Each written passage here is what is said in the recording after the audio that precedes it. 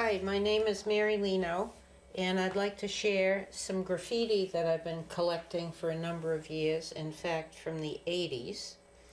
And I live in Cambridge, and as with most large cities, it's included times when there have been a large amount of graffiti on public and private property, as well as in alleyways. The mission graffiti, just to say a few words about graffiti itself. It's often been argued as to whether graffiti began in New York or LA, but trust me, graffiti's been around since the nomads have walked the earth. They've left scratches on rocks, sides of cliffs, in caves. Marks have been found in the pyramids, in ancient Egypt, the Roman Empire, uncovered in Pompeii, and along the Great Wall of China. It's been around since we had the urge to decorate our surroundings. Once groups of people had language, they drew and wrote of news, shared their thoughts, feelings, and warnings of impending danger. This series will be, the next few slides will be on war and peace. I've photographed mostly graffitis in Cambridge, Somerville, and most parts of Boston. I began to notice and collect graffiti in the 80s, and the following are a reflection of those times as seen by graffiti writers. The U.S. was heavily involved in the upheavals of many countries in Central America. This photo was taken on Tremont Street near the Park Street Church. Under the Reagan government, the U.S. was funneling money into many of Central American countries. In the 80s, it was also a time of AIDS, thus the condoms. When there's writing on Contras, it's often referred to Nicaragua. The countries were fighting for land reform and for more civilian representation.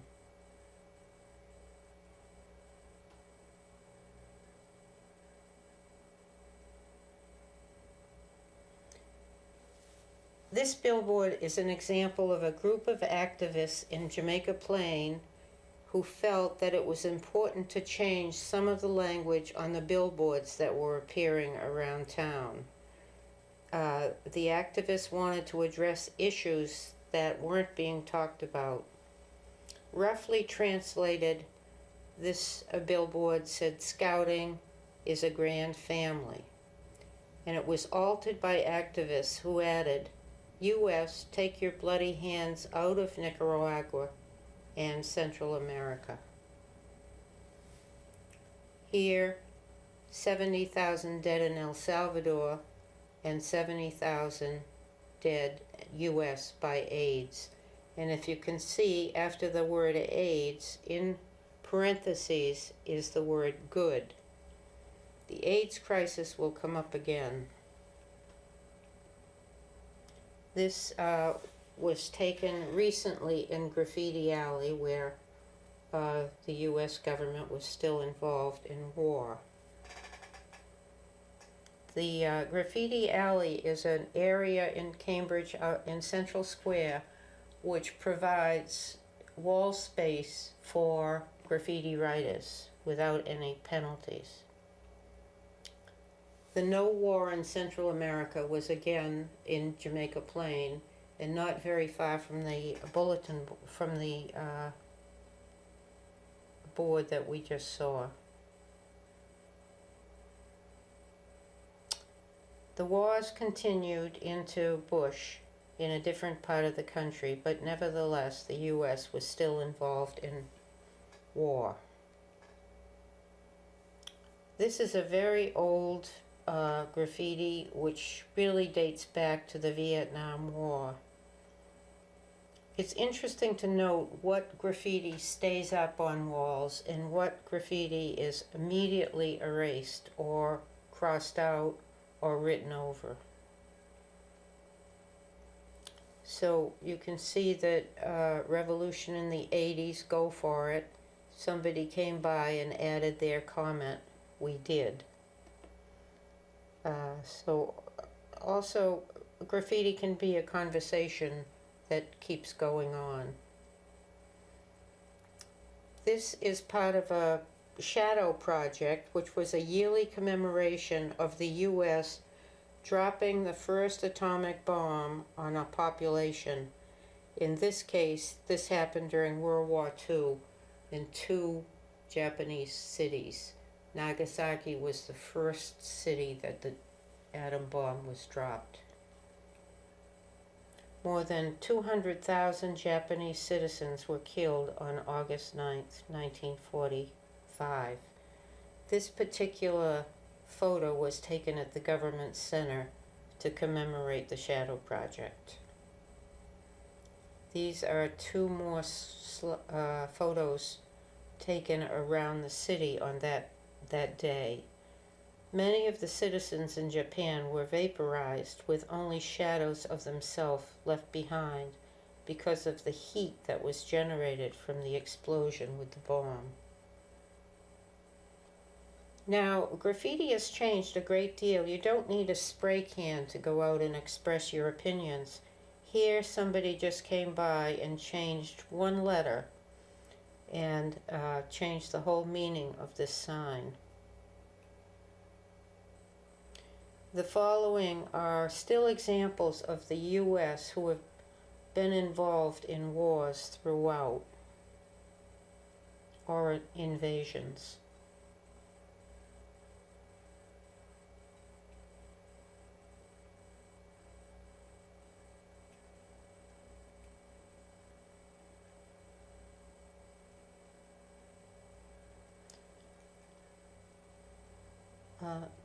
President Trump has promised to get out of Syria, but get the troops out, but has he promised to stop dropping bombs from drones?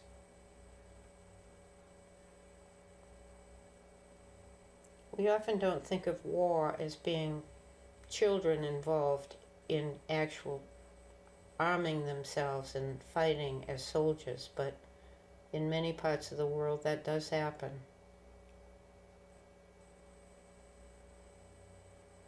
This, you can see, was done in 82.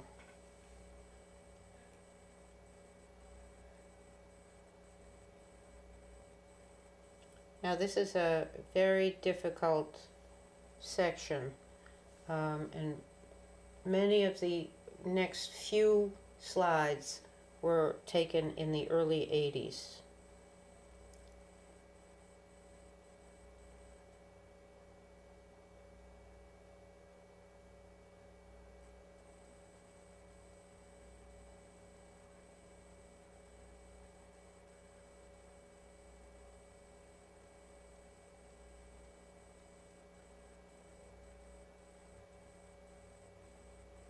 This no busing was taken in East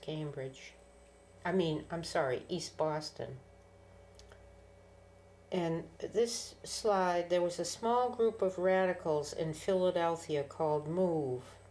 And on March 13th, 1985, the police department, with Mayor Rizzo's approval, dropped a bomb from a police helicopter on this group's headquarters and living quarters, while the fire department stood by. The result was the fire killed 11 members, and 5 of them children, and burned 65 row houses in a black working-class section of the city. No public officials were ever charged with this deed. This was a loading dock, and I was shocked to see this and was frightened taking this picture. I don't think this building is there anymore. Mel King was a solid community activist from the South End.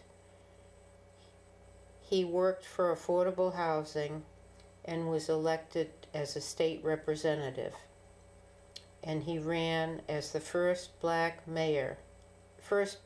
person to run for Boston mayor. I was also scared taking this photo. Well, we were having problems here working on this issue. The entire country of South Africa was rioting and fighting for equality. These are local reactions to South Africa. Nelson Mandela was sentenced to life in prison for his work on trying to stop the apartheid policies in South Africa. He served 27 years, many of those in an isolated cell. The world came to realize injustice, and the UN called for his release. It came in 1990. He was free, to thousands of cheering well-wishers. He went on to be the first elected black president of South Africa. While Nelson was in prison, Steve Biko worked to keep alive his mission. Within the ANC, African National Congress, the mission of dismantling apartheid in South Africa continued under Biko. However, he was arrested and killed by the police in 1977. 20 years later, the police admitted their guilt in Biko's murder. He is still loved and considered a martyr, even in this country. Now getting back to this country in fairly current times, on July 13th, 2015, 28-year-old Sandra Bland was driving to a job interview when she changed lanes without putting on her directionals and was pulled over by a Texas police officer. After a tense exchange, she ended up under arrest, and 3 days later she was found dead from hanging in her cell. The police continue to claim it was suicide, but family, friends, and community groups continue to disagree.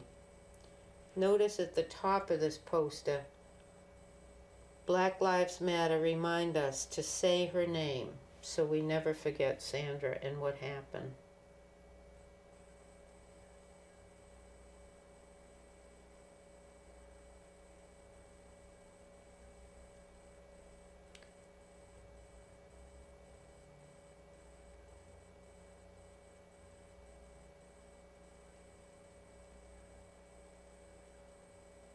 Another category, as is true in many cities and towns in this country, there's a serious shortage of affordable living space.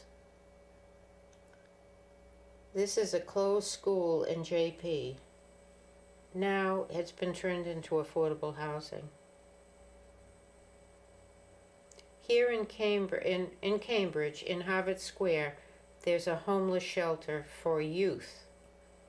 And here are some of the reasons for homelessness in youth. The following are a few examples of a couple of young women who lived in the shelter.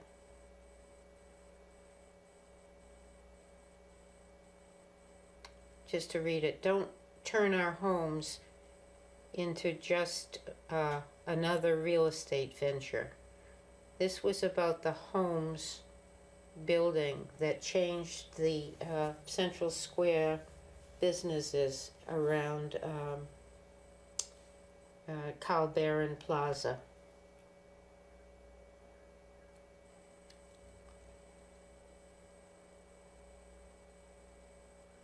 This is a very old sign from rent control in Somerville. And this is a very current comment on Cambridge. Had a little trouble spelling Cambridge or getting it up there. But this is interesting. Over 28 vacant homes for every homeless person. In Somerville, the Green Line is coming through the extension into Union Square, and this refers to their taking over buildings to have that extension happen. This is a sample of the front door of one of the houses set for demolition. This is the second house. For some reason they took off the roof, and stuffing was hanging out of the roof for months before they finally took both of those buildings down. Now, the following is a great section to me. I never realized that girls wrote graffiti, but to my surprise, I saw Rebecca and Rosemary, who color coordinated their little tags, which is what writers consider their name, or whatever they choose for a name. So it made me look around, and lo and behold, here are more.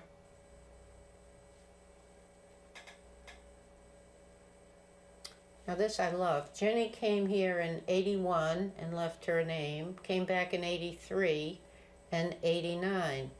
And during that time, she and Ronnie apparently had some differences, so Ronnie's out of the picture now. But it isn't just girls doing it in certain sections, it's really girls doing it in many places. This is in Central Square, Cambridge Crash Crew, and this Wild Style Girls, these are old photos, was on a parking meter, which we're seeing less and less of in cities. And a play on Thai girls. And these are several girls decided to let themselves be known. This is a park bench along the Charles River. And G-Star girls, Ron, which is probably Rhonda, Lisa, Itora, Sandra, Kim, and then there were some hot girls. And Jeffrey Hennessy has his priorities, but the Uptown Girls do also. And Girls' Night Out, what fun.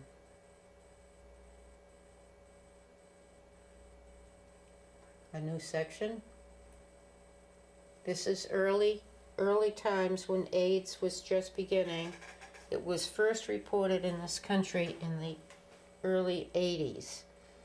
It was years before drug companies or pharmaceutical companies came out with some kind of medication to help with AIDS. But the prices were totally unaffordable for most people. And President Reagan had problems even using the word, even though the crisis was growing dramatically in this country. So there was a group of people who came together, called themselves the AIDS Action Committee, mostly gay men, educated and agitated for change, and it's due to their constant work, checking what was happening with the pharmaceutical companies, what was happening at the local hospitals, that we finally got a grip on AIDS. But not a grip on homophobia.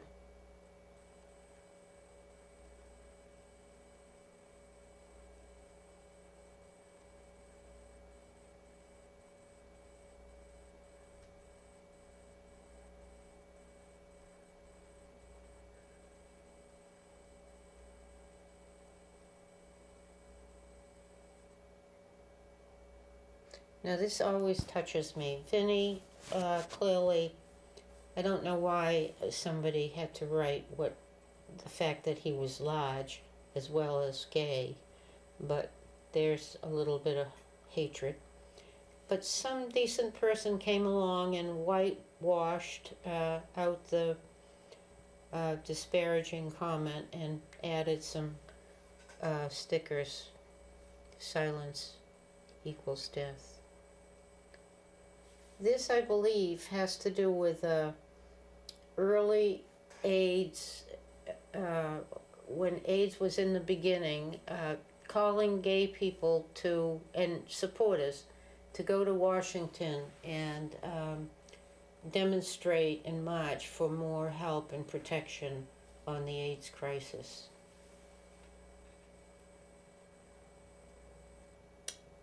Here we have Pride.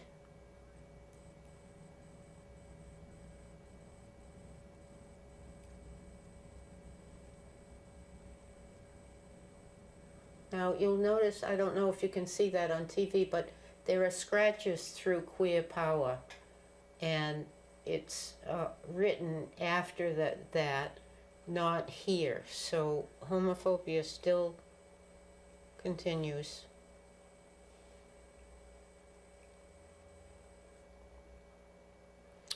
This is from the Longfellow Bridge years ago, way before we had the renovation of the bridge.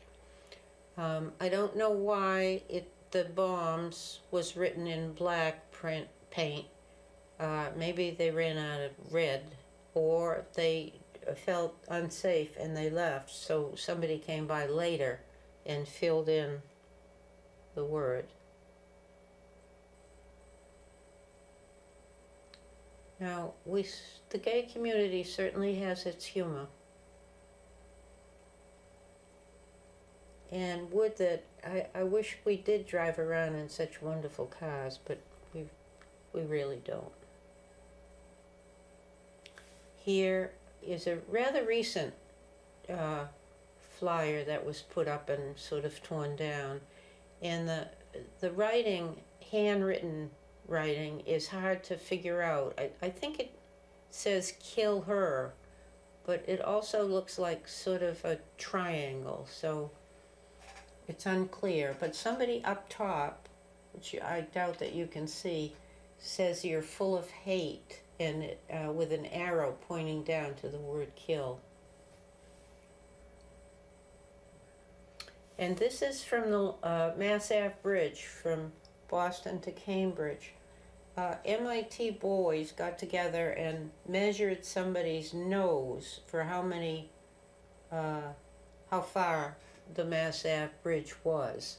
But some lesbians came along and lightened the message. So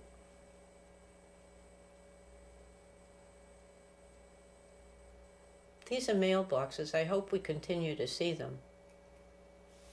And this was a few years ago in the graffiti alley that I mentioned earlier. This was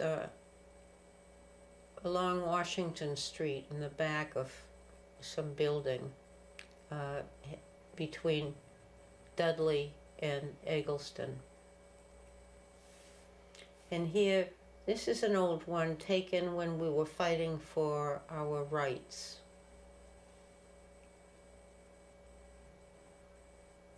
And honoring Bradley Manning.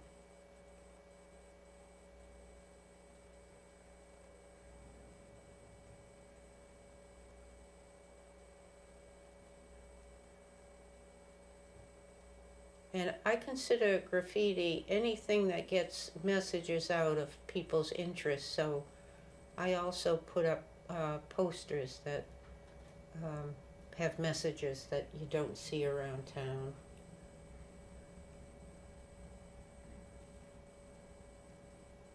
That says Gender Meltdown. Now, on June 12th, 2016, during Gay Pride Week, a gunman entered a crowded gay bar in Orlando, Florida, and shot and killed 49 customers, injuring another 50. Before the Las Vegas shootings, it was the largest massacre in this country.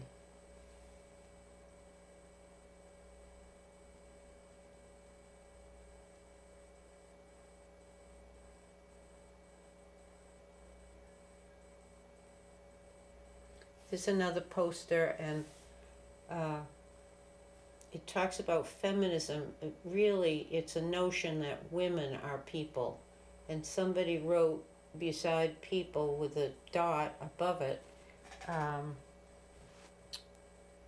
sort of a joke. It's like, whoa, what?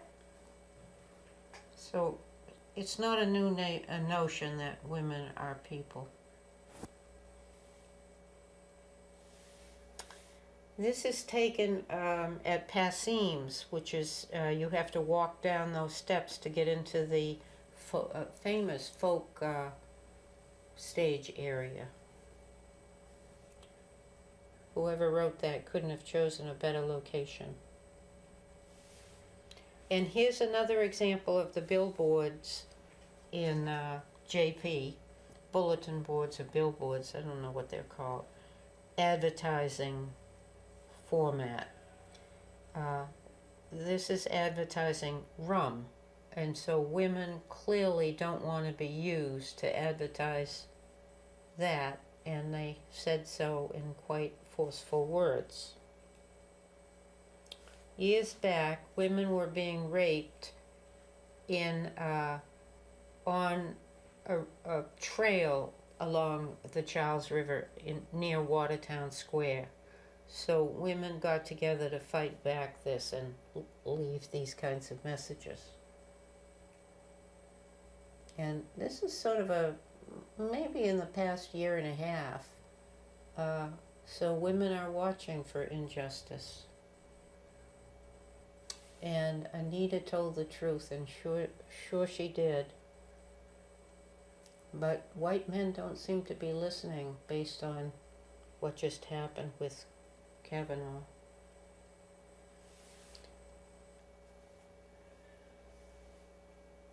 And men have been trying to rule us, our bodies, forever.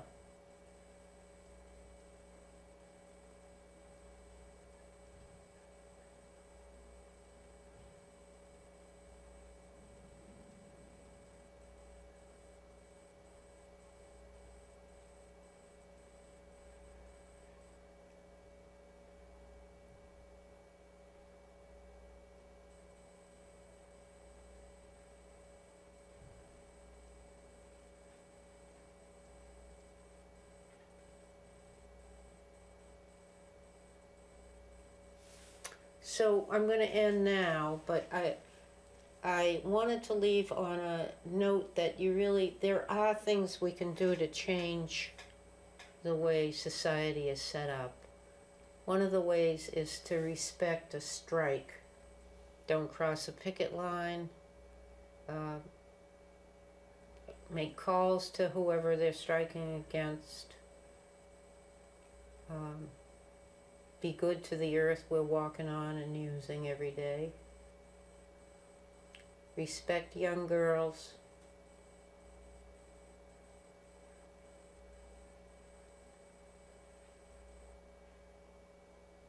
Speak up when somebody's bullying. Join something where you can feel you have a voice and can create change. Respect strikes. Here's the Harvard dining workers who went on strike for better pay, better working conditions, and they were able to win their demands. I want to go back to strike. Speaking of strikes, the hotel workers this summer were on strike during the baseball playoffs. What are they called? I don't know. I don't remember what they're called. But anyway, the New York Giants, Yankees, whatever, came into town, and they crossed the picket line of the hotel workers. So, just so that you can have something else to think about with baseball. And abolish ICE. This is in response, a demonstration that got created in response to our president separating families at the border. And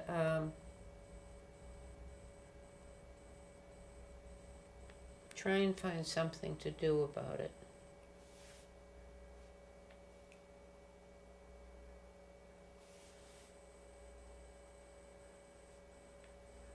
This is in response to the Kavanaugh hearings.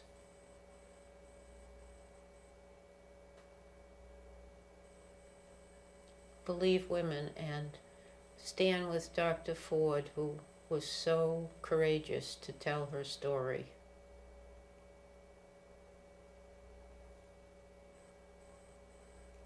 And that's the end of the program. I do want to thank the writers who have expressed their views. They've educated me as well as shocked me, but they've moved me to try and think about many, many things.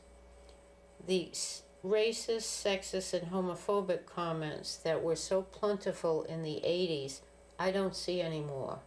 I really hope that's a good sign that many things have changed and many of those shocking feelings have dissipated. And lastly, much appreciation to the staff at CCTV. Without them, this would not have been possible. So thank you.